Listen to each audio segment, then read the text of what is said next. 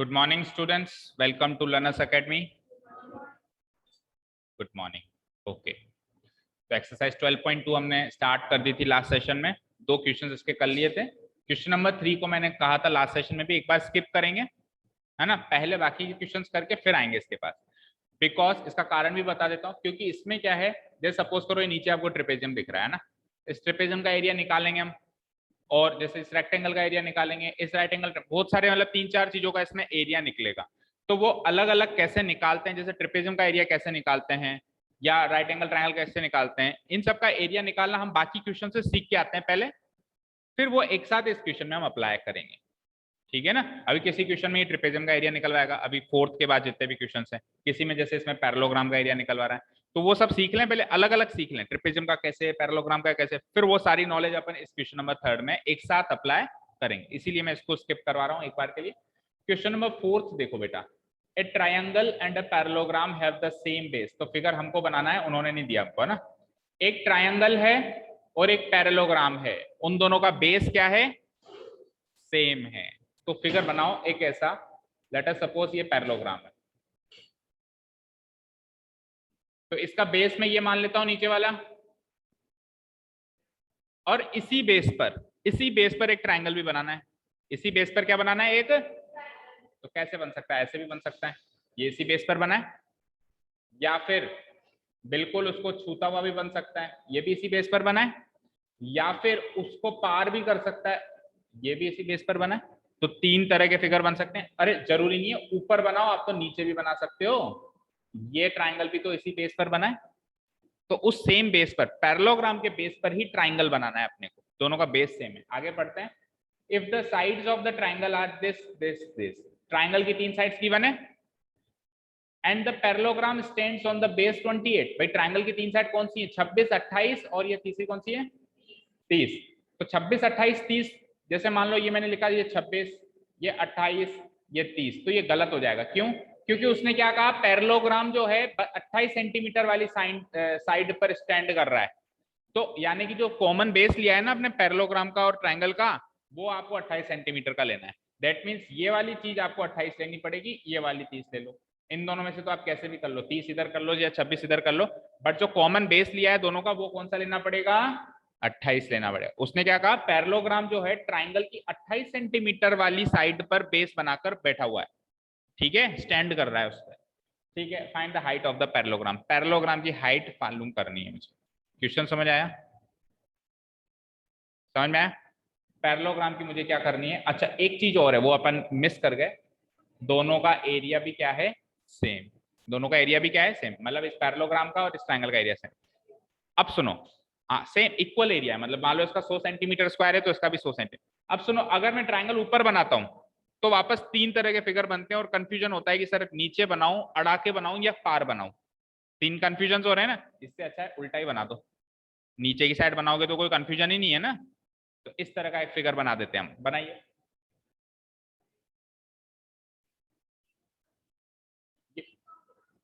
26, 28 और 30 ये ट्राइंगल की 3 साइड्स हैं, और ट्राइंगल की 3 साइड्स में एक बेस होगा, एक ही होगी, एक ही होगी। तो जो आपने कॉमन बेस लिया है ना, वो 28 लेना है। आप कुछ भी ले सकते हो, इसको 26 भी ले सकते थे, इसको 28 भी ले सकते, या 30 भी ले सकते, लेकिन उसने क्या कहा, बेस को आपको क्या लेना है, 28 लेना है। और बची हुई 2 साइड्स आप कैसे भी डाल सकते हो, चाहो तो इधर 26 इधर 30 डाल दो, या चाहो तो इधर 30 और इधर 26। वैसे तो आप ट्राइंगल की कोई सी भी 3 साइड्स कैसे भी डाल सकते हो, बस एक पाबंदी उसने लगा दी कि बेस पे 28 रखना, क्योंकि वो बेस पैरेललोग्राम का भी है, वो बेस पैरेललोग्राम। चलो let us draw the figure. First of all draw a parallelogram, और उसी के बेस पर हम यूज करने वाले हैं ट्राइंगल को बनाने वाले, लाइक दिस। ये बन गया पैरेललोग्राम, और पैरेललोग्राम का बेस यूज किया मैंने, और नीचे ट्राइंगल बना दिया like this. Scalene banana triangle भी, क्योंकि तीनों साइड्स अलग हैं, देख पा रहे हो आप, लाइक दिस। ठीक है,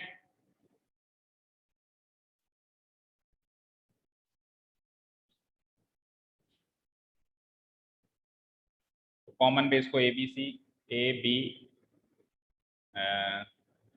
एबीसी तो ट्राइंगल कह देते हैं अपन, है ना। हेरॉन्स फॉर्मूला निकालने में हमको आसानी रहेगी, ट्राइंगल एबीसी नाम दे देते हैं ताकि स्मॉल लेटर देखने में भी सही रहे। और बचे हुए उनको दे देते हैं अपन A B D E, A B D E. ठीक है, अच्छा साइड्स भी तो मार्क करें। बेस तो 28 सेंटीमीटर है, तो कॉमन बेस है, और बची हुई क्या क्या थी, 26 और 30। तो देखो मैंने जो लंबी बनाई है वो BC बनाई है, तो इसको 30 दे देते हैं, दोनों में से जो भी लंबी, और इसको 26 दे देते हैं। ठीक है ना। अब गिवन पॉइंट्स देखते हैं। Here it is given that, here it is given that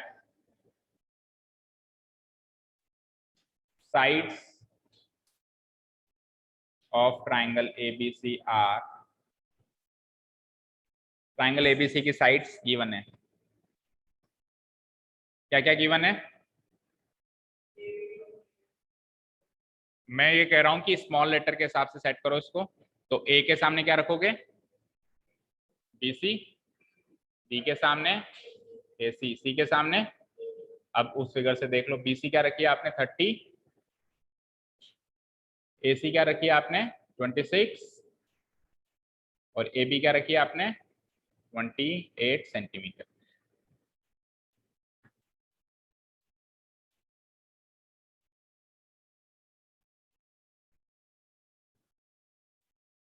हो गया यहां तक, कोई डाउट टिल नाउ। अब सुनो, हमको कह रखा है कि इस पैरेललोग्राम का और इस ट्राइंगल का एरिया सेम है, ये कह रखा है, पढ़ो क्वेश्चन पढ़ो। ए triangle and a parallelogram have the same base, base भी सेम है, साथ में सेम एरिया, एरिया भी सेम।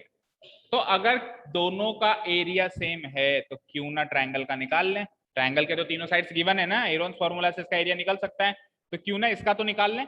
फिर जो एरिया इसका होगा वही किसका होगा, पैरेललोग्राम का भी होगा। जो चीज निकल पा रही निकालते जाते हैं। तो ट्राइंगल की तीनों साइड्स गिवन है, जल्दी से सेमी पेरीमीटर निकालो और इसका एरिया निकालो। So semi perimeter of triangle ABC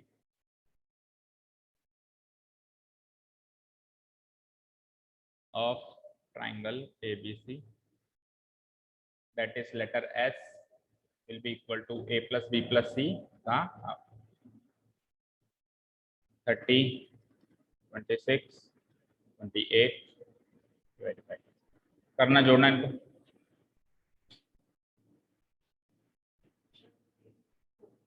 divided by 2, 42 sorry 42 centimetre.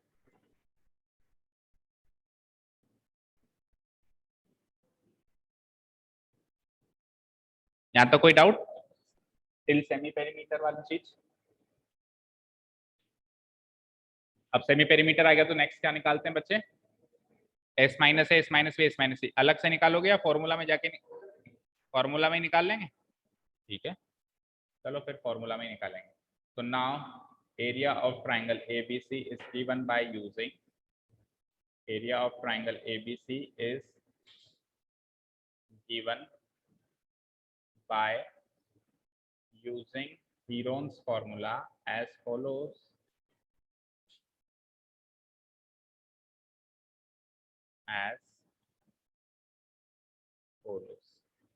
Heron's formula, area triangle ABC equal to S multiplied by S minus A multiplied by S minus B multiplied by S minus C।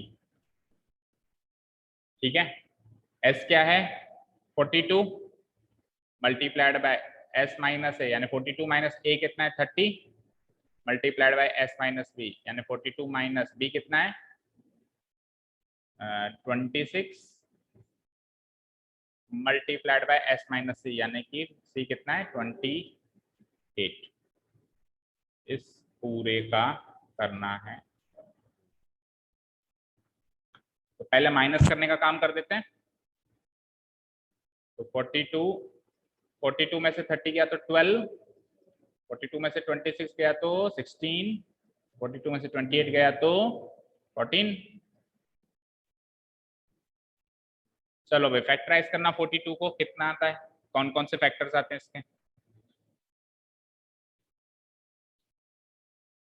बच्चे तो आज और भी absent है, हितेंद्र नहीं दिख रहा, जानवी नहीं दिख रही, एक बच्चा और नहीं दिख रहा, अंश भी नहीं दिख रहा, कहाँ चले गए आज। क्या 42 का क्या है भाई 2 इंटू 3 इंटू 7, 12 का 2 इंटू 2 इंटू 2 इंटू 3, 16 का तो 4 बार 2 होता है, और 14 का इजी है 2 इंटू।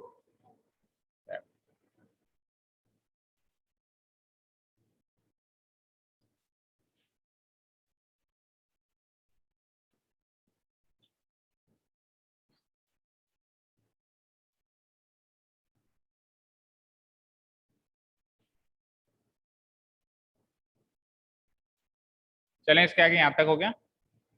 अब सुनो, एक चीज का ध्यान रखना बेटा, ये माइनर मिस्टेक कई बार बच्चे करते हैं।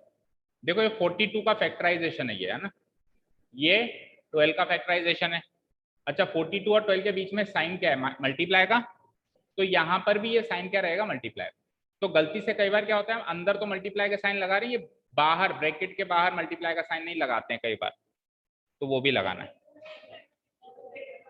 ब्रैकेट का मतलब मल्टीप्लाई होता है when we talk of numbers और when we talk of letters. जैसे मैंने ऐसे लिखा a plus B into C plus D, है ना, तो ये लेटर्स है ना। लेकिन जब मैं इसके अंदर वैल्यू पुटअप कर दूं जैसे 1 + 2, तो फिर मुझे मल्टीप्लाई साइन लगाना पड़ेगा 3। जब अपन एक्चुअल नंबर्स पुटअप कर देते हैं तो आपको प्लस माइनस गुणा भाग साइन बताना पड़ता है। जब अपन लेटर्स की बात करते हैं, जैसे फॉर एग्जाम्पल आप XY तो कह सकते हो, आप XY तो कह सकते हो, XY का मतलब क्या है, लेकिन आप 2 3 कह सकते हो, 2 इंटू 3। तो नंबर्स के केस में आपको बताना पड़ेगा मल्टीप्लाई है, लेटर्स के केस में आप वो साइन हटा सकते हो। तो इसीलिए यहाँ पे ये मल्टीप्लाई का साइन जरूर लगाएं हर स्टेप में। नहीं लगा रहे हो ना, तो ये माइनर मिस्टेक के मार्क्स कट सकते। हाँ चलो आप काउंट करो कितने, तो 2 हैं, 1 2 3 4 5 6 7 8। तो 8 के कितने बाहर जाएंगे, 4। 4 बार 2 को बाहर करो, 2 इंटू 2 इंटू 2 इंटू 2 बाहर। 3 काउंट करो कितने, 1 और 2, बस दैट्स इट। तो 3 भी 1 बाहर जाएगा 2 में से। अच्छा 7 कितने हैं, 7 भी 2 बार है, 2 में से ये भी 1 बाहर जाएगा। तो सबके पेयर कंप्लीट हो गए, कोई भी नहीं बचा। बोलो श्रेष्ठ, कोई पेयर बचा क्या, ये सारे कंप्लीट हो गए। तो अब सारे बाहर चले गए, तो इसके ऊपर रूट मत लगा देना श्रेष्ठ, इसके ऊपर रूट मत लगा देना, ये रूट से बाहर आ गए। अगर कोई बच जाता तो वो रूट के अंदर रहता, ठीक है ना। हाँ 2 2 जा 4, 4 2 जा 8, 8 2 जा 16, 16 जा 48, 48 7 जा 48 7 जा 7 56 5 7 28 336 सेंटीमीटर स्क्वायर। ठीक है, यहां तक कोई डाउट। तो ये आ गया एरिया ऑफ ट्राइंगल। अब ये का ये एरिया ऑफ ट्राइंगल, ये का ये एरिया ऑफ पैरेललोग्राम भी है। तो मैं एक लाइन लिखता हूं, now it is given that, now it is given that, given that parallelogram, parallelogram का नाम बोलो क्या है, हमारे जो हमने फिगर बनाया उस हिसाब से, ABD, ABDE stands on the base, stands on the base, कौन से बेस पे खड़ा है ये, base AB, and has the equal area, and has the equal area to triangle ABC। ABC triangle के इक्वल एरिया है इसका, और इसका बेस क्या है, AB। ये बात हमको गिवन है ना, गिवन, ठीक है। So area of parallelogram ABDE हो जाता है एरिया ट्राइंगल ABC, और कितना हो जाता है 336 सेंटीमीटर स्क्वायर। यहां तक कोई भी डाउट,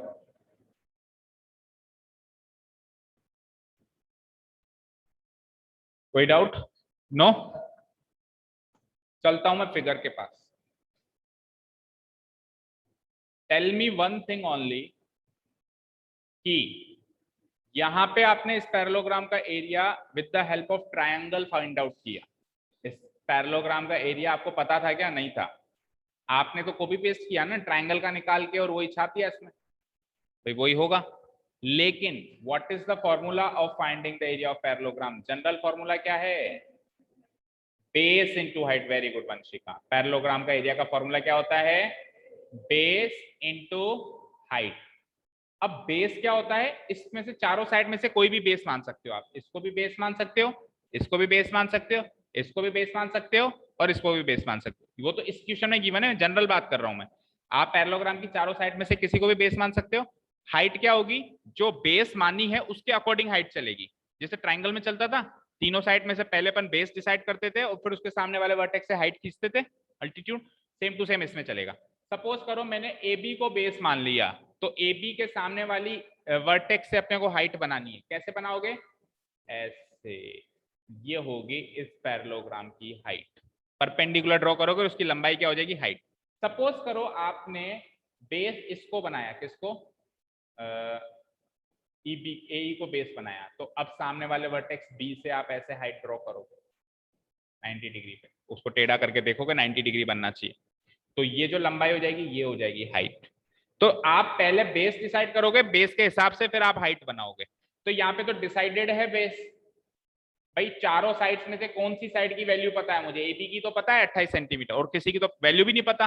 तो मैं बाकियों को साइड बेस क्यों मानूंगा, मैं इसी को बेस मान लेता हूँ और इसके सामने वाली ये हाइट में मान लेता हूँ। और इस हाइट की वैल्यू तो पूछी आपसे, देखो क्वेश्चन पढ़ो क्या पूछा है उसने। उसने पूछा है find the height of the parallelogram. ठीक है, तो बेस इनटू हाइट ही तो एरिया होता है, और एरिया गिवन है, बेस भी गिवन है, हाइट पता चल जाएगी। समझ में आया कैसे। Now now we know that, formula लगा रहा हूं मैं area of parallelogram. We know that area of parallelogram क्या होता है, बेस इनटू हाइट।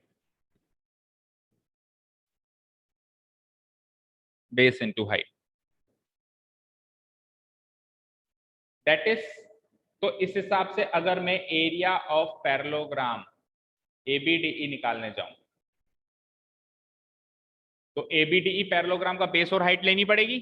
तो एबीडीई पैरेललोग्राम का बेस तो ले लिया मैंने एबी, और हाइट को हाइट ही लिखो क्योंकि ये तो आपको फाइंड आउट करनी है, ये हाइट तो आपको फाइंड आउट करनी है।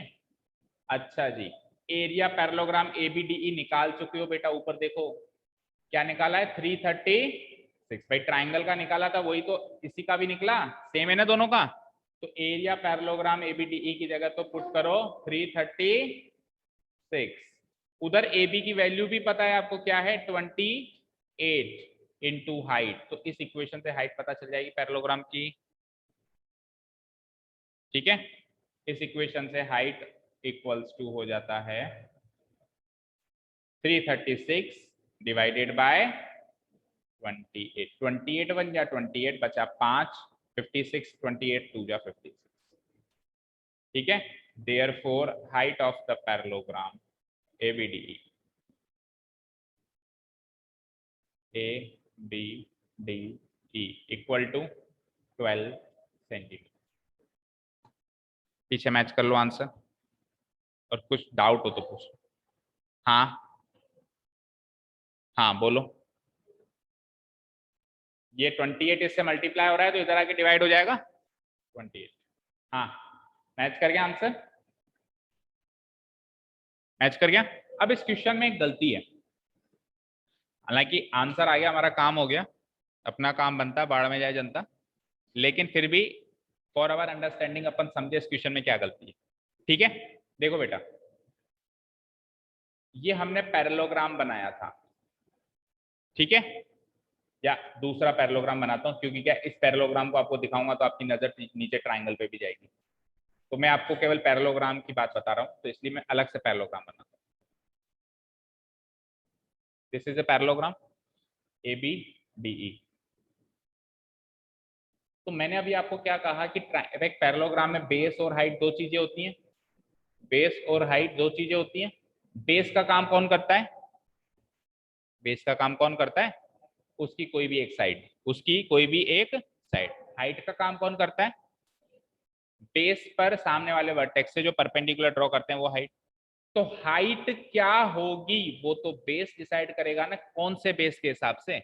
अभी ए बी बेस के हिसाब से हाइट तो ये बनी, लेकिन कल को मैं AE बेस के हिसाब से हाइट बनाऊं तो ये बनेगी। ऑब्वियसली देख रहे हो ये हाइट छोटी और ये हाइट बड़ी है, तो क्वेश्चन गलती ये है कि उसने कहा find the height of the parallelogram, ये नहीं बताया कौन से बेस के हिसाब से height, corresponding to which base we need to find the height, ये मिसिंग है वहां पे। ठीक है, हमने हालांकि कर दिया क्योंकि अब हमने अंडरस्टूड मान लिया कि उसने पूरे पैरेललोग्राम में एक ही बेस दे रखा है 28 सेंटीमीटर वाला, तो उसी की हाइट पूछ रहा होगा, ऐसे हमने मान लिया। बट देखा जाए तो उसका क्वेश्चन क्या पूछना चाहिए, उसको पूछना चाहिए हाँ। लेकिन उसने ये कहा था अगर अपन ट्राइंगल ये बना दे, मेरी बात सुन, आप क्या कह रहे हो कि ये पैरेललोग्राम है, हाँ ट्राइंगल कहाँ बना है, ए बी डी ई, ठीक है मैं यहाँ बना देता हूँ, ये लो। अब आगे बोलो, आपने ये बेस ए ई मान लिया, ठीक है 28। हाँ अब आप हाइट जो पूछ रहे हो, आपसे जो हाइट पूछी जा रही है, उसने कहा ए ई बेस वाली हाइट, उसने कहा क्या ए ई बेस वाली हाइट, भाई हाइट मैं तो आज भी इसी को मानूंगा, मेरी मर्जी, मैं तो ए बी बेस वाली हाइट मानूंगा।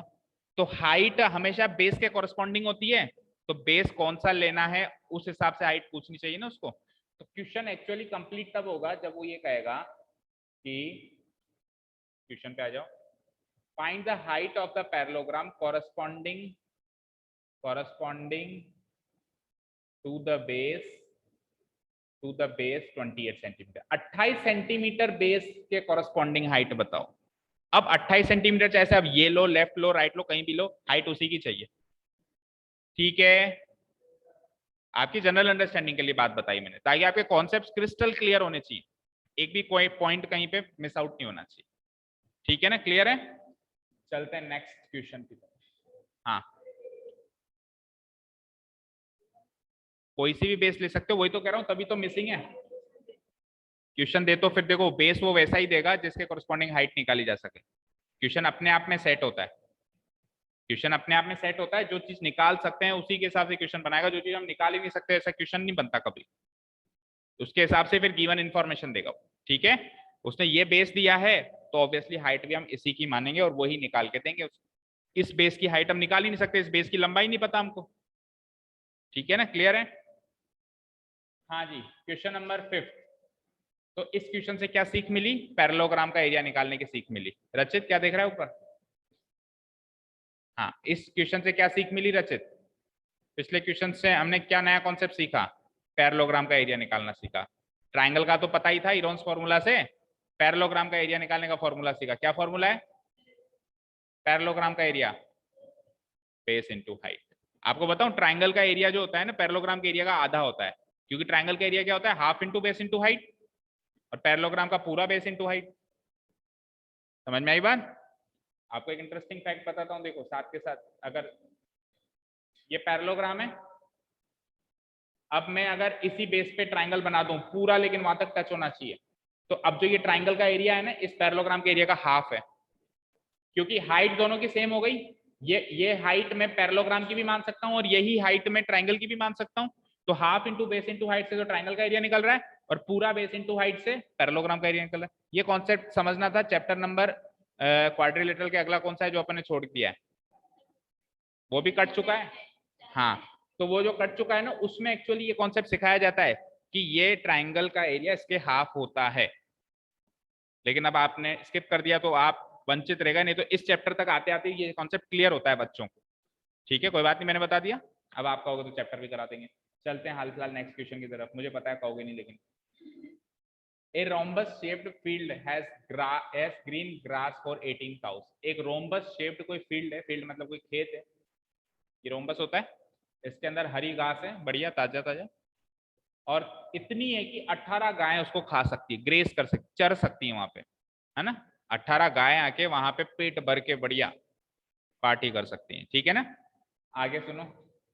If each side of the rhombus, if each side of the rhombus is 30 metre, rhombus की चारों साइड बराबर होती है क्या, so it is given that each side of the rhombus is 30 meter and its longer diagonal is 48 meter। अब rhombus में दो diagonal होते हैं, एक लंबा longer and one is shorter, तो जो लंबा वाला diameter है diagonal है sorry, that is 48 metre. rhombus के दोनों diagonal बराबर नहीं होते, you know that ना, किसके बराबर होते हैं, रेक्टेंगल और स्क्वायर के। rhombus और पैरेललोग्राम के दोनों diagonal छोटे बड़े होते हैं, तो इसका लंबा वाला diagonal क्या दे दिया 48 मीटर। How much area of grass field will each cow be getting, हर एक गाय के हिस्से में कितनी कितनी घास आएगी। अब वो आपको एरिया की टर्म्स में बतानी है भाई, 100 सेंटीमीटर स्क्वायर की क्यों, घास तो एरिया में है ना, कितनी घास आएगी, ऐसा नहीं सर 3 किलो घास आएगी वजन करके नहीं बताना ना, कितनी घास आएगी इन टर्म्स ऑफ एरिया बताना है भाई, 100 सेंटीमीटर स्क्वायर जितनी घास इस हर एक काउ के हिस्से में। तो टोटल एरिया निकाल लो कुल मिला के रोम्बस का, और उसको किससे डिवाइड कर दो, 18 गाँव काउस में डिवाइड कर दो, क्योंकि 18 काउस वहां पे आके खाना खाएंगी, तो हर एक के हिस्से में कितना कितना एरिया आया वो ऐसे पता चलेगा। तो मेन टारगेट है रोम्बस का एरिया निकालना। अब रोम्बस का एरिया निकालने में देखो हर एक क्वेश्चन में नया कॉन्सेप्ट, पिछले क्वेश्चन में क्या सीखा, पैरेललोग्राम का एरिया, इस क्वेश्चन में रोम्बस का, ये सारे क्वेश्चन कॉन्सेप्ट इकट्ठे करके चलेंगे अपन फिर थर्ड क्वेश्चन। ठीक है, चलो रोम्बस बनाओ।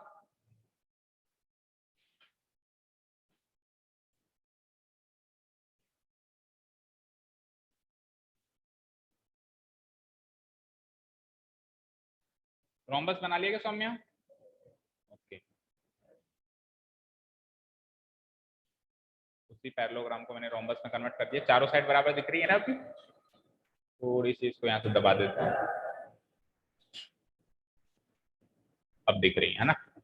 तो ABCD रोम्बस, और इसके लॉन्गर डायगोनल गिवन है मुझे, तो देखो इस फिगर के हिसाब से लॉन्गर डायगोनल कौन सा होगा, बड़ा कौन सा दिख रहा है इस फिगर के हिसाब से, AC दिख, AC बड़ा दिख रहा है और BD छोटा है, तो जो लॉन्गर डायगोनल है वही ड्रॉ करो केवल एक बार के लिए, फिर देखेंगे दूसरे की जरूरत पड़ेगी तो करेंगे, नहीं तो क्या पता AC से ही काम हो जाए हमारा।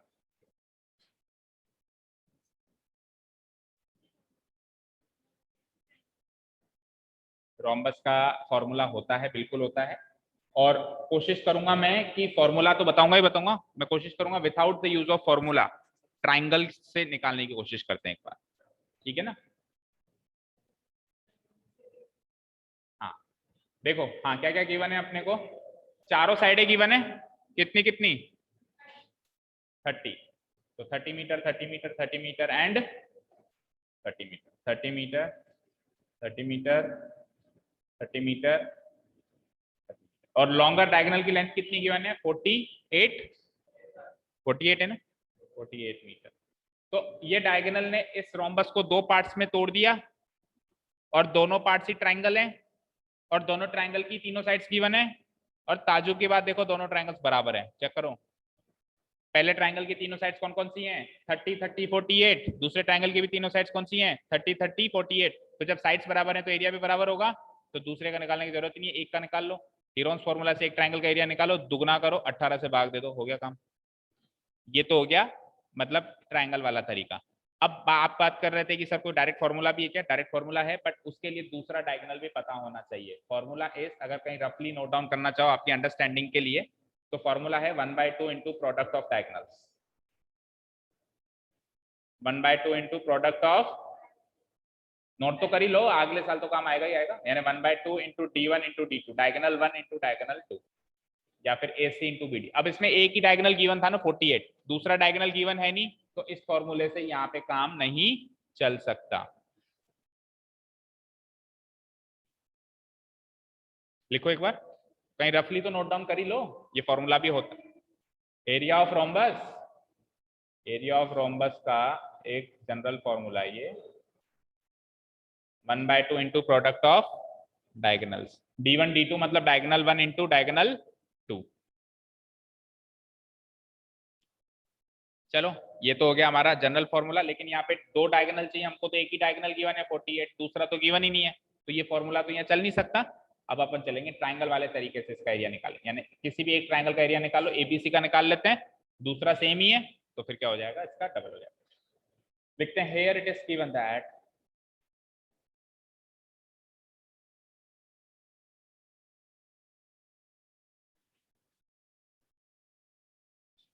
here it is given that in rhombus ABCD, in rhombus ABCD, side AB बराबर साइड BC बराबर साइड CD बराबर साइड AD, इक्वल टू क्या है, 30 मीटर ईच, एंड साथ में एक चीज और गिवन है, लेंथ ऑफ लॉन्गर डायगोनल। और लॉन्गर डायगोनल क्या है हमारे फिगर के अकॉर्डिंग, वो AC है, उसकी लेंथ कितनी गिवन है 48। यहाँ तक हो गया तो गिवन पॉइंट्स हो गए। अब कोई भी एक ट्रायंगल पकड़ लेते हैं, ABC पकड़ लेते हैं, स्मॉल लेटर देने में हमको आसानी हो जाएगी, ABC। तो नाउ इन ट्रायंगल ABC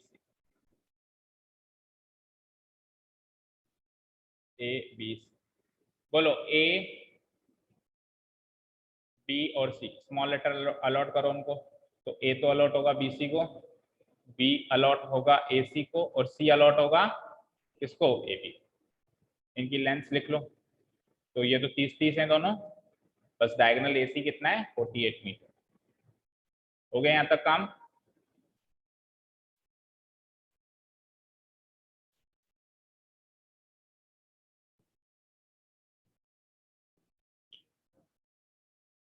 ठीक है, नाउ अब क्या निकालते हैं, सेमी पेरीमीटर।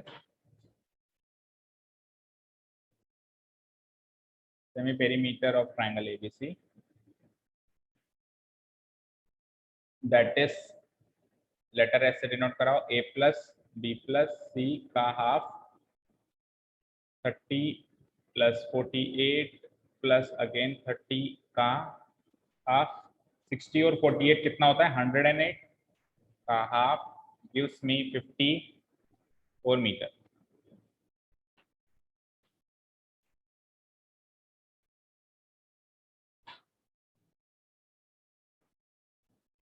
यहाँ तो कोई डाउट नहीं है। ठीक है, अब डिफरेंस आजकल अपन फॉर्मूला में निकाल लेते हैं, एक्सपर्ट हो गए अब अपन, है ना। फॉर्मूला में निकाल लेते हैं सीधा, S minus S minus B S minus अलग अलग का निकालते हैं आजकल, सीख गए अपन। चलो फिर फॉर्मूला में सीधा, now area triangle, area of triangle ABC is given by using Ron's formula as follows.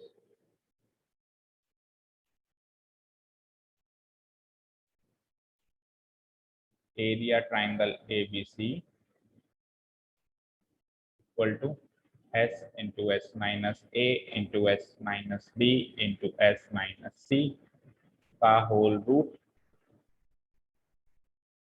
बोलना जरा S क्या है, 54 इंटू 54 माइनस A कितना है 30 इंटू 54 माइनस B तो है 48 इंटू लास्ट में 54 माइनस अगेन 30, 2 बार आएगा 30।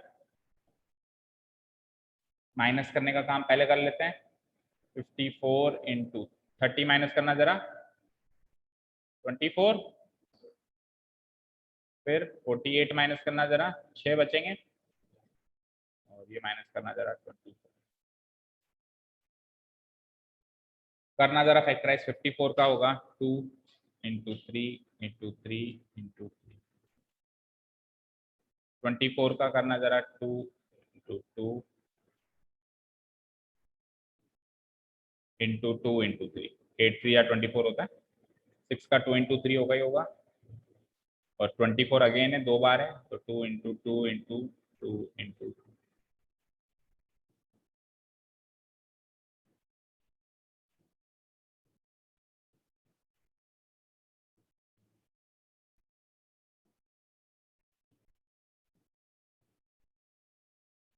करो पेयरिंग, कितने तो 2 हैं, 8 बार है, 1 2 3 4 5 6 7 8, 8 में से 4 तो बाहर आ गए,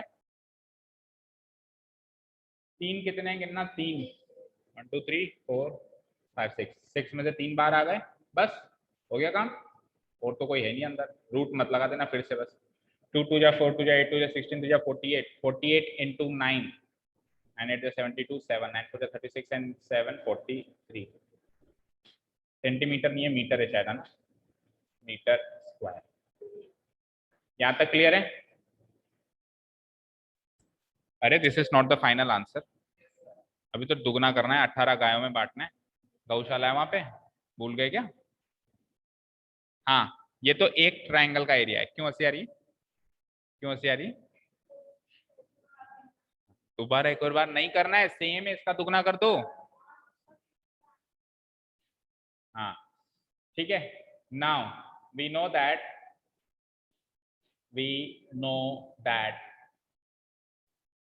a diagonal of a rhombus, एक रोम्बस का डायगोनल उसको दो भागों में तोड़ता है, स्क्वायर का डायगोनल भी उसको दो भागों में तोड़ता है, और रेक्टेंगल का भी डायगोनल उसको दो भागों में तोड़ता है। ये सारी बातों को मैं कंपाइल करूं तो मैं एक बात कह सकता हूं कि पैरेललोग्राम का डायगोनल एक पैरेललोग्राम को दो ट्रायंगलों में तोड़ता है और दोनों ट्रायंगल बराबर होते हैं। तो पैरेललोग्राम से तो सारी चीजें बनी है, तो फिर रोम्बस का भी बराबर ट्रायंगल बनेंगे, और रेक्टेंगल में भी बराबर ट्रायंगल बनेंगे, और स्क्वायर में भी बराबर ट्रायंगल बनेंगे। Diagonal divide diagonal of A rhombus divides it into two triangles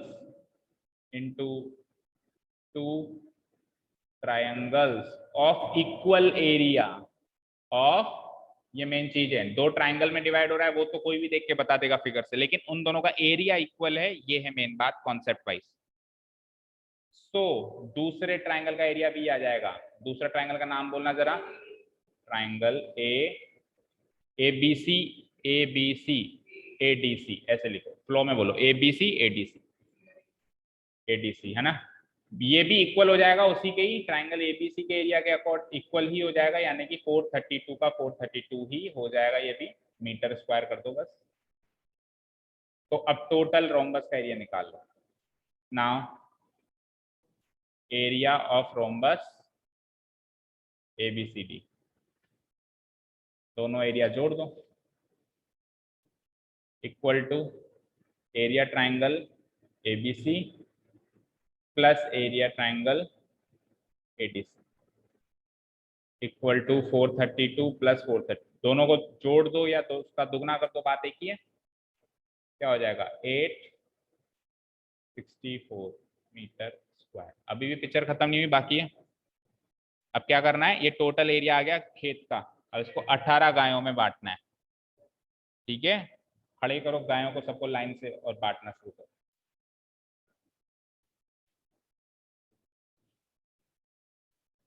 ठीक है, टोटल नंबर ऑफ काउस कितनी है 18। भाई गायों को घास खिलाओगे तो पुण्य मिलेगा, खिलाओ। सो सो क्या क्वेश्चन क्या पूछा था उसने, हाउ मच एरिया, देखो उसने खुद नहीं कहा था एरिया बताना है ना, हमने तो अज्यूम कर लिया था कि एरिया ही पूछ रहा होगा, लेकिन उसने क्वेश्चन में भी एरिया ही वर्ड यूज किया, area of grass field will each cow be getting. तो area of grass field which each cow be getting, which each cow will be getting, equal to हो जाएगा, टोटल एरिया कितना आया 864, गायें कितनी है टोटल 18, डिवाइड कर देते हैं, बोलो 18 5 जा 8 90 होता है, तो 18 4 जा 72, बचा कितना 14 14 और 4 144 हो गया, 18 8 जा 48 मीटर स्क्वायर, काफी एरिया मिल गया यार हर एक गाय को।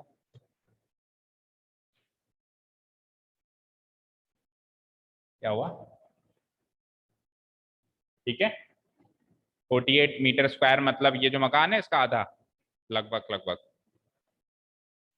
इसका आधा एक एक गाय को मिला है, देखो। हाँ जी, यहां तक हो गया।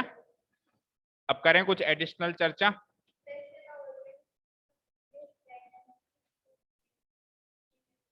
अच्छा, तो लॉन्गेस्ट डायगोनल दे रखा था, इसका मतलब थोड़ा नहीं कि आंसर भी 48 मीटर स्क्वायर होगा। कल को लॉन्गेस्ट डायगोनल 64 होगा तो 64 आंसर मत करके आ जाना, गलत होगा ना, ये तो इत्तेफाक से मैच कर गया, इत्तेफाक रोज रोज नहीं होते। हाँ जी, अब कुछ एक्स्ट्रा बातें सुनो भाई। एक तो सबसे पहले इसकी जहां पे अपन ने पेयरिंग करी वहां पे मैं आपको एक बात और बताना चाह रहा हूं। देखो जरूरी नहीं होता है कि सबको तोड़ा जाए, जैसे इसको इसमें तोड़ दिया, इसको इसमें तोड़ दिया, इसको इसमें तोड़ दिया, मतलब सबके टुकड़े कर दिए, ऐसा जरूरी भी नहीं होता है रूट निकालने के लिए। आप एक काम और कर सकते हो, ये 24 और 24 भी तो दो बार मिल गया, एक 24 को एज इट इज बाहर निकाल सकते हो बिना तोड़े, वो भी तो फैक्टर फॉर्म में ही है, कोई भी चीज जो मल्टीप्लाई फॉर्म में वो फैक्टर फॉर्म में है। तो ये 24 इंटू 24 मल्टीप्लाई में ही आ रहा है ना, तो फैक्टर, हाँ कल को अगर प्लस में हो 24 प्लस 24 तो मत निकाल देना, एक बार मल्टीप्लाई साइन होना चाहिए बीच में दोनों के, तो वो फैक्टर फॉर्म में है। भाई आप अभी इनको 2 3 4 इनको बाहर क्यों निकाल पा रहे हो, क्योंकि सबके बीच में मल्टीप्लाई का साइन है, इसलिए तो निकाल पा रहे हो। तो यहाँ पे 24 और 24 के बीच में भी तो मल्टीप्लाई का साइन है। तो अब देखो इसी क्वेश्चन को मैं थोड़ा सा और फास्ट कैसे कर सकता हूँ, 24 को तो बाहर निकालो, गया बाहर, अंदर क्या बचा 54 इंटू 6, यही बचा। मैंने 54 में से भी 6 को ही तोड़ा सीधे ही, तो 6 को तोड़ा तो 6 इंटू 9 इंटू 6, इस 6 को भी बाहर निकालो, 24 इंटू 6, अब अंदर क्या बचा 9, 9 का रूट पता है 3। तो ये पूरा तामझाम करने की भी एक्चुअली जरूरत नहीं होती, है आपको बेसिक लेवल पे सिखाने के लिए बताया गया है कि फैक्टर्स की पेयरिंग करके बाहर करी जाती है। अगर कोई ऑटोमेटिकली पेयर में मिल गया तो उसको एज इट इज बाहर बिठा सकते हो बिना तोड़े। आप एक चीज बताओ मुझे, 24 के टुकड़े किए आपने, कितने दो आए, 3 दो आए और एक 3 आया। दूसरे 24 के भी टुकड़े किए तो 3 दो आए और एक आया।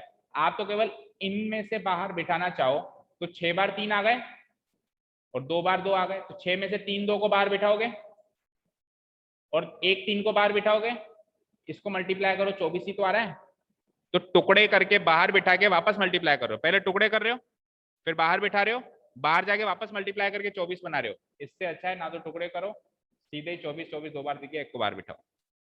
ठीक है, ये तरीका भी इस्तेमाल कर सकते हो, एक्सपर्ट बनते जाओ धीरे धीरे हर चीज में। भाई हमेशा थोड़ा ना टुकड़े करने बैठे, कई बार बहुत बड़े नंबर भी आएंगे, तो वहां पे अपने को बड़े बड़े नंबर्स भी सोचने पड़ेंगे, ये फैक्टर फॉर्म में सीधे आप उनके पेयरिंग करके बाहर कर सकते। एक चीज ये, दूसरी चीज ये, मैं तो अगर मेरी जिद पे अड़ जाऊं कि मुझे, हाँ तो फिर एक ही 24 निकलता, उस 24 के टुकड़े कर दो। उस 20 जैसे 3 24 है, मान लो 3 24 है तो 2 24 तो पेयरिंग करके इनको तो कर दो बाहर, इसका तो काम हो गया, इसका काम है ये एक ही 24 मिला ना मुझे, तो इसके टुकड़े कर दो 2 इंटू 2 इंटू 3 और इसके हिसाब से फिर आगे जैसे करते थे वही कर दो। ठीक है, क्लियर है। हाँ अब बात करते हैं इधर एरिया ऑफ रोम्बस हमने कैसे निकाला, डायगोनल खींचा, 2 ट्राइंगल बनाए, एक ट्राइंगल का एरिया निकाल के दुगना किया, लेकिन मैं मेरी जिद पे अड़ जाऊं, नहीं, area of rhombus original formula से ही निकालो, यानी half into product of diagonal से ही निकालो। तो आप कहोगे सर एक ही डायगोनल है दूसरा दो, मैं कहा नहीं दूंगा। अब क्या करोगे, अब आपको दूसरा डायगोनल निकालना पड़ेगा, ध्यान से सुनना, लर्न ईच एंड एवरीथिंग, भले करो मत पर समझ लो कैसे होगा। सपोज करो मैं दूसरा डायगोनल भी बना दूं। अब रोम्बस के डायगोनल्स की एक खास बात है कि वो 90 डिग्री पे टकराते हैं, तो क्या ये वाला ट्राइंगल एक राइट एंगल ट्राइंगल बन गया, इसको ओ मार्क कर दो, हाँ बन गया। यहां पे मुझे बताओ ओबी की वैल्यू है, एओ की वैल्यू है क्या मेरे पास, मेरे पास एसी की वैल्यू है 48, तो रोम्बस के डायगोनल एक दूसरे को बाइसेक्ट भी करते हैं, तो 48 का आधा कितना हो जाएगा 24, और ये 30 भी गिवन है हाइपोटेन्यूस, तो इस हाइपोटेन्यूस के स्क्वायर में से इसका स्क्वायर माइनस करोगे तो ओबी आ जाएगा, करो 30 का स्क्वायर 900 माइनस 24 का स्क्वायर होता है 576, करके देखना घर पे, 4 2 324, और 324 किसका स्क्वायर होता है 18 का स्क्वायर होता है, तो ओबी कितना आ गया 18, तो टोटल बीडी कितना हो जाएगा 18 का दुगना, क्योंकि ये डायगोनल भी तो बाइसेक्ट हो रहा है, तो डायगोनल नंबर 2 की वैल्यू आ गई 18 का दुगना, यानी ये डायगोनल 36 मीटर का आ गया। अब आप सीधे फॉर्मूला लगाओ, half into D1 into D2 करते हो, तो हाफ इंटू D1 कितना था 48 इंटू D2 कितना था 18 टाइम्स, इस 48 इंटू 18 करो, 18 8 जा 144, रिमाइंडर 14, 18 4 जा 72 और 14 86, बिंगो, यही तो था हमारा 864 एरिया ऑफ रोम्बस। कहाँ इरोन्स फॉर्मूला लगाने की जरूरत पड़ी, समझ में आया। इस चैप्टर में लगाएंगे इसलिए क्योंकि चैप्टर का नाम है इरोन्स फॉर्मूला, जनरली अगर हमारे सामने आ जाए तो हम ऐसे भी इसको कर सकते हैं। अभी ट्रिपेजियम को बिल्कुल छोड़ दो साइड में, आखिरी क्वेश्चन में आएगा, एक एक फिगर का काम कंप्लीट करो। पैरेललोग्राम का हो गया, तो रोम्बस के बारे में और किसी को कुछ पूछना है, इसके एरिया कैसे निकलेगा या और कुछ, ठीक है कोई दिक्कत नहीं है ना। आपको मान लो ये फॉर्मूला भी याद नहीं है, छोड़ो चक्कर, आपको ये तो पता ही है राइट एंगल ट्राइंगल है half into base into height से ही निकल जाएगा इस ट्राइंगल का एरिया, फिर इस ट्राइंगल का एरिया, फिर इसका और इसका, ये दोनों सेम होंगे, इन दोनों का एरिया सेम होगा और इन दोनों का एरिया सेम होगा, चारों को जोड़ के भी एरिया ऑफ रोम्बस निकाल सकते हो। 10 तरीके हैं, अभी 10 तरीके और नए बता सकता हूं मैं इस एक ही चीज का एरिया निकालने के। ठीक है ना। हमारे सामने उस टाइम क्या क्लिक करता है हमारे माइंड में, वो हमारे पे डिपेंड करता है कि हमको कितनी अच्छी नॉलेज है, कितनी डेप्थ में नॉलेज है इन फिगर्स के बारे में। ठीक है ना। चलें आगे, चलते हैं फाइनली नेक्स्ट क्वेश्चन पे। क्या है नेक्स्ट क्वेश्चन का फिगर बता दो तो फिर। अम्ब्रेला है, इज मेड बाय स्टिचिंग, ये वाला क्वेश्चन है। 10 ट्रायंगुलर पीसेस ऑफ क्लॉथ, ये वाला है। अच्छा, ये वाला फिगर है, तो ये तो ट्रायंगल है, ये तो वैसे तो होमवर्क मार्क करेंगे। लो पढ़ो। एक अम्ब्रेला बनाना है अपने को। कैसे बनाना है साहब? 10 ट्रायंगुलर पीसेस, क्लोथ के 10 ट्रायंगुलर पीसेस हैं, एक ये, दूसरा ये, तीसरा ये, ऐसे, और सारे के सारे क्या हैं? बराबर हैं। दो डिफरेंट कलर में, देख लो, एक डार्क है और एक लाइट है, फिर एक डार्क है फिर एक लाइट है। कंट्रास्ट में देगा ना वो ट्रायंगल को, उसको अम्ब्रेला को थोड़ा डेकोरेट करेगा। तो एक ट्रायंगल ऐसे, फिर थोड़ा व्हाइट, फिर ब्लैक व्हाइट, इस तरीके से वो ट्रायंगल बना हुआ, एक अम्ब्रेला बना हुआ है गोल। ठीक है। अब क्या कह रहा है? ईच पीस मेजरिंग 20 50 50, यानी कि कोई भी एक इसमें से ट्राइंगल ले लें, जैसे ये ले लो, तो सारे बराबर हैं। पहली बात तो सारे के सारे बराबर हैं, तो हर एक की जो मेजरमेंट है वो क्या है? 50, ये 20 और ये भी 50, 50 20 50, ये आपकी मेजरमेंट है हर एक। How much cloth of each colour is required, तो टोटल अपने को कितना कपड़ा चाहिए ईच कलर, यानी दो कलर में नहीं है, तो डार्क वाला शेड कितने मीटर स्क्वायर चाहिए और लाइट वाला शेड कितने मीटर स्क्वायर चाहिए। एक ट्राइंगल का एरिया निकाल लें। टोटल कितने ट्राइंगल्स हैं? 10। 10 में से डार्क वाले कितने? 5, और लाइट वाले कितने? 5। एक ट्राइंगल का एरिया निकाल के 5 से मल्टीप्लाई कर दें, तो वो आ गया डार्क वाला, और उतना ही है लाइट वाला। हो जाएगा होमवर्क। बेसिकली बस एरिया ऑफ ट्राइंगल निकालना है आपको इरोन्स फॉर्मूला से, 50 20 और 50 की मदद से। तीन साइड्स गिवन है, वही सेमी पेरीमीटर, वही डिफरेंस, वही फॉर्मूला, और फिर इंटू 5 कर देना, क्योंकि 5 ट्राइंगल्स बनेंगे डार्क वाले भी और 5 ट्राइंगल्स बनेंगे लाइट वाले। मार्क करो होमवर्क। कुछ अच्छा सा क्वेश्चन होगा तो मैं कराता हूँ, बाकी नहीं तो सब होमवर्क रहेगा। 7th पढ़ते हैं। एक kite in the shape of A square, एक काइट है जो स्क्वायर शेप में दिख रही है आपको, स्क्वायर शेप में है, दैट मीन्स क्या होगा? दैट मीन्स क्या होगा? उसकी चारों साइड्स इक्वल होंगे। डायगोनल कितना है? 32।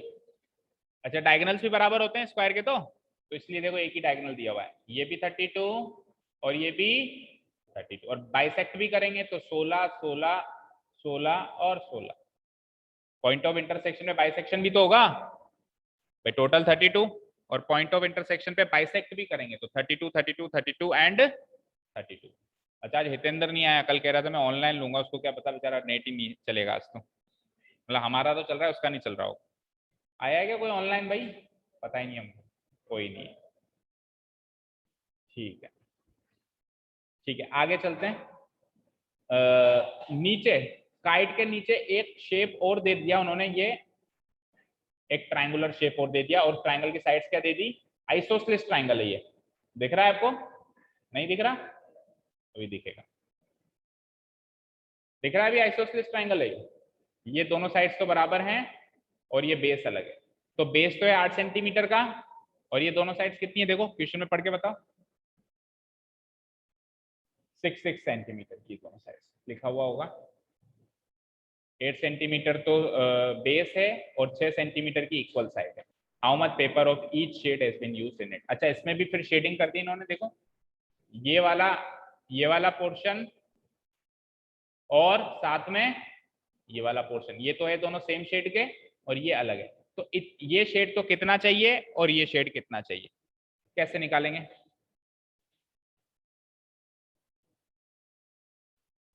कैसे निकालें?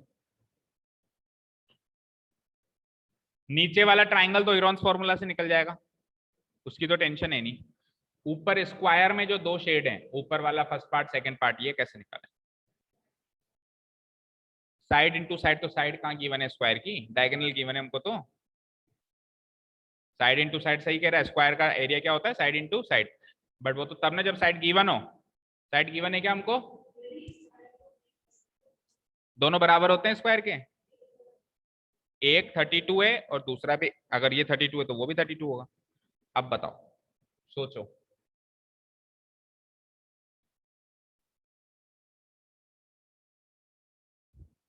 बोलो।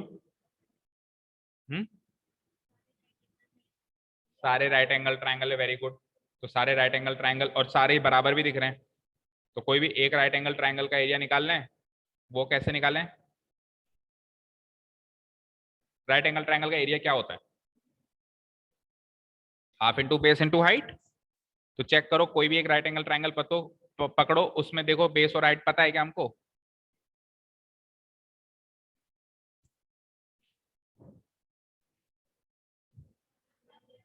पता है भाई, ये डायगोनल 32 है और ये डायगोनल भी 32 है, तो बाइसेक्ट भी तो होते हैं। तो ये 16, ये 16 और ये 16 और ये 16, तो कोई भी एक राइट एंगल ट्राइंगल पकड़ लो, तो इसका बेस भी 16 है और इसकी हाइट भी। तो half into base into height से हम इस ट्राइंगल का एरिया निकाल लेंगे, ये वाला पार्ट। यानी हाफ इंटू बेस कितना है 16 और हाइट कितनी है 16, यानी 8। 16 8 जा 140, नहीं 16 8 जा 128। तो 128 इस वाला पोर्शन का एरिया निकला है। इसका इंटू 2 करोगे तो ये टोटल आ जाएगा, यानी इंटू 2 यानी कि 256। तो 256 तो ये वाला एरिया है, ये का यही एरिया नीचे आएगा 256 ही। ठीक है। अब एक चीज और सुनो।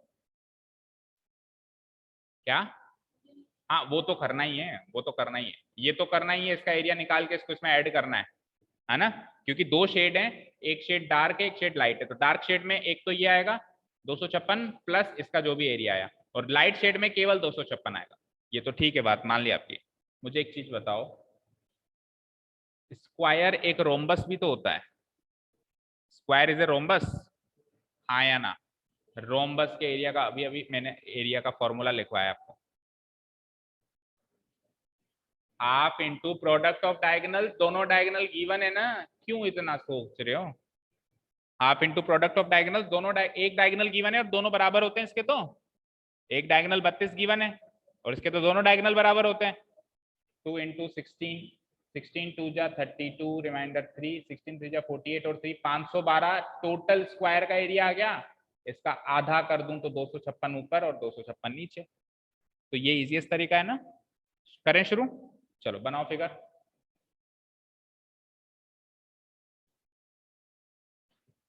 पतंग बना दो भाई, बढ़िया से।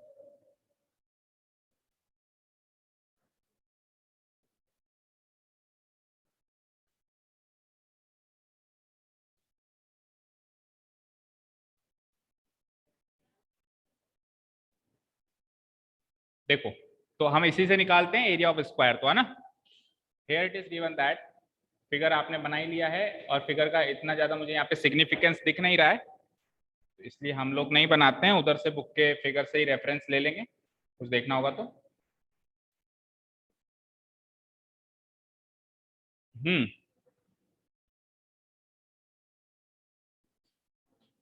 Is given that a kite is made up of, a kite is made up of, क्या हुआ सौम्या? पेन नहीं चल रहा?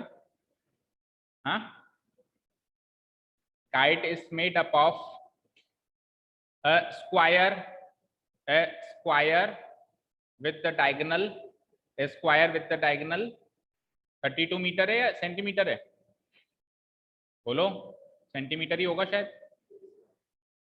And a triangle and an isosceles triangle, and an isosceles triangle, isosceles triangle in the bottom, uh, isosceles triangle with sides, अच्छा मैं दूसरा देख रहा हूँ क्या? नहीं सही देख रहा हूँ। with base 8 centimeter and equal sides 6 centimeter at the bottom। यह isosceles triangle बॉटम में हाइट के, ये हमने एक ही लाइन में सारी इंफॉर्मेशन दे दी। तो पहले अब अपन एरिया स्क्वायर वाले पार्ट का एरिया निकालते हैं ना। Now we know that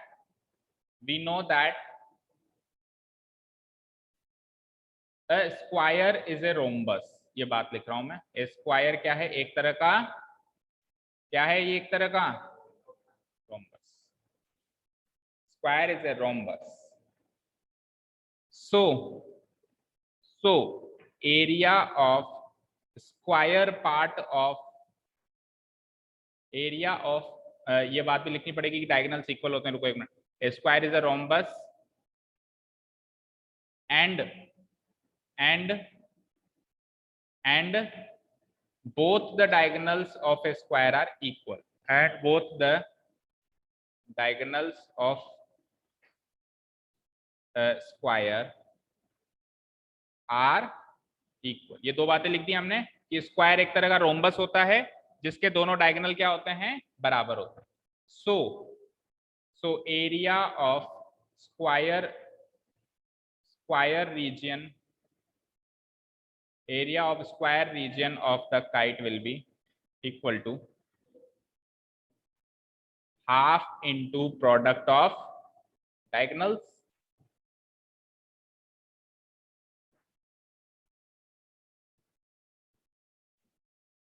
half into product of diagonals। तो half into product of diagonals मतलब 32 इंटू 32, एक डायगोनल 32 है, दूसरा भी 32 हो जाएगा।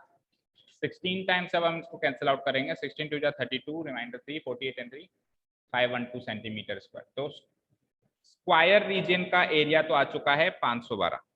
अब ये स्क्वायर रीजन भी दो पार्ट्स में बटा हुआ है, एक तो डार्क शेड और एक लाइट शेड, मतलब 1 and 2, रीजन 1 एंड रीजन 2, है ना।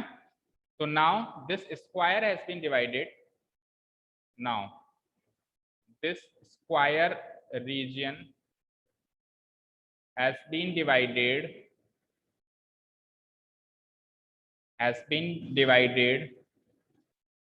into two equal regions,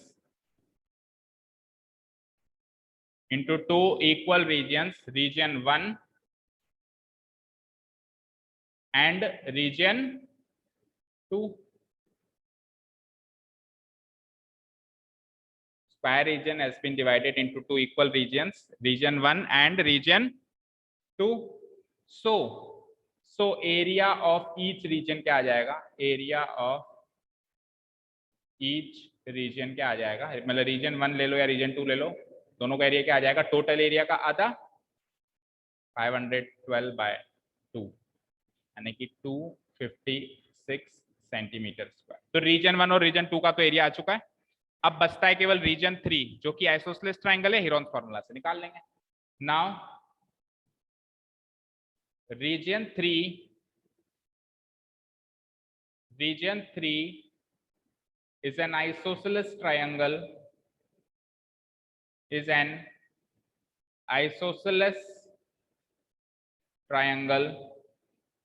with sides, कौन कौन सी साइड्स हैं इसकी? with साइड्स, अब अपन सीधे ABC रख देते हैं उसका नाम, है ना। With sides A equal to B equal to, आपकी जो मर्जी हो रख दो, क्योंकि अपन ने नाम तो दिया ही नहीं, पूरे फिगर में कहीं नाम नहीं दिया अपन ने, तो अभी भी मत दो। आप बोलो तीन साइड्स कौन कौन सी हैं? 18, 16 और 18, 16, 16 और 18, है ना। 6, 6, 8, सॉरी 6, 6 और 8। तो A को रख दो 6, B को भी रख दो 6 और इसको 8, कैसे भी रख सकते हो, कोई फर्क नहीं पड़ेगा, आंसर सेम है। नाउ सेमी पेरीमीटर, वही semi perimeter of triangle,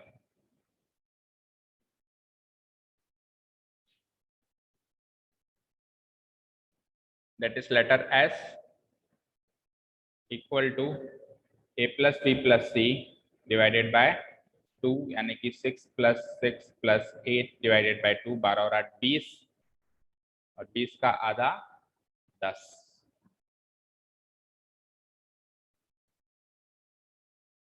any doubt till now? अब एरिया निकाल लो। Area of triangle is given by using Heron's formula, by using Heron's formula as follows।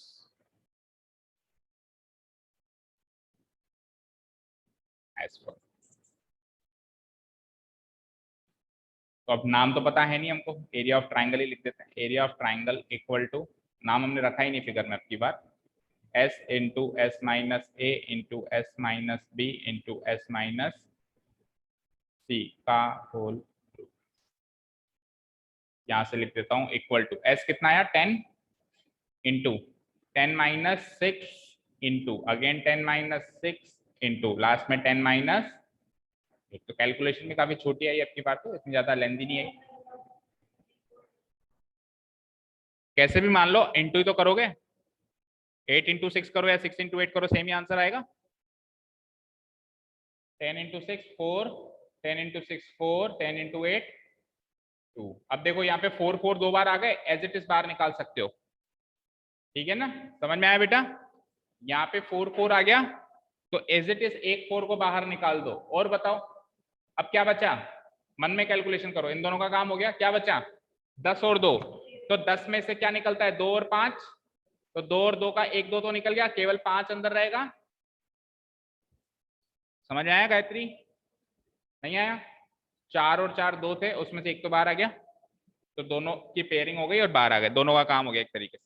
अब क्या बचा 10 और 2, 2 के तो टुकड़े नहीं हो सकते, 10 के भी और हो सकते हैं, क्या क्या हो सकते हैं 2 इंटू 5, तो 1 2 मिल गया, 1 2 वहां पे है, तो 2 की भी पेयरिंग कंप्लीट हो गई, ये भी बाहर आ गया। अब केवल क्या बचा 5, 5 अंदर रह जाएगा। तो मैं मन में भी कैलकुलेट कर सकता हूँ कि 4 इंटू 2 तो बाहर आ गया, 5 अंदर रह गया, यानी 4 2 जा 8 रूट 5 सेंटीमीटर स्क्वायर। रूट 5 की वैल्यू गिवन है क्या, नहीं, पीछे आंसर देखो डेसिमल में,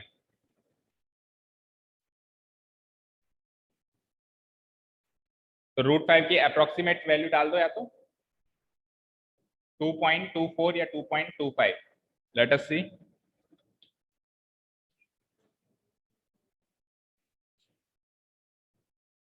2.23 है 2.23, लेकिन देखो 6 लिखा हुआ है ना, तो राउंड ऑफ करके अपन 2.24 कर सकते हैं ना, 2.24 कर दो अप्रोक्सीमेट वैल्यू, तो 8 इंटू 2.24 24 सेंटीमीटर स्क्वायर अप्रोक्स, करना मल्टीप्लाई, 8 4 जा 32, रिमाइंडर 3, 8 2 जा 16 एंड 3 19, रिमाइंडर 1, 8 2 जा 16 and 1 17 centimetre square approx. Okay, तो ये आ गया आपका रीजन 3। अब आप क्या करो, सिंपली रीजन 1 एंड रीजन 3 को ऐड करो, बिकॉज डार्क शेड में ये दो हैं। एक मिनट होल्ड करना।